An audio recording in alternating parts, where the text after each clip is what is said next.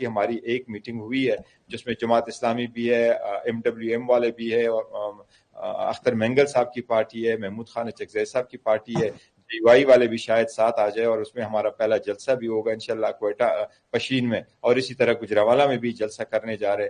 تو ہمارے اپنے مینڈیٹ کا حصول اور عدلیہ کے ساتھ ساتھ آزادی کو ہم نے میک شور کرنا ہے کہ عدلیہ آزاد ہو, انڈیپینڈنٹ ہو, ججز پروٹیکٹڈ ہو, باہر کا پریشر نہ ہو اور ان کے ساتھ انٹرفیئرنس نہ ہو.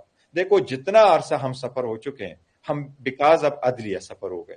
اگر عدلیہ اسٹرانگ ہوتی, ان پہ پریشر نہ ہوتا, وہ سسٹین کر چکے ہوتے تو ہمارے لوگوں کو اریسٹ نہ کیا جاتا. اسی طرح سے MPO کے بہانے بنا کر کے اریسٹ نہ کیا جاتا. ہماری بہنوں کو دیکھے, وہ 15 مرتبہ ان کی تو بینچ ڈیزالو ہو جاتی ہے کہ وہ بیل نہیں دیتا.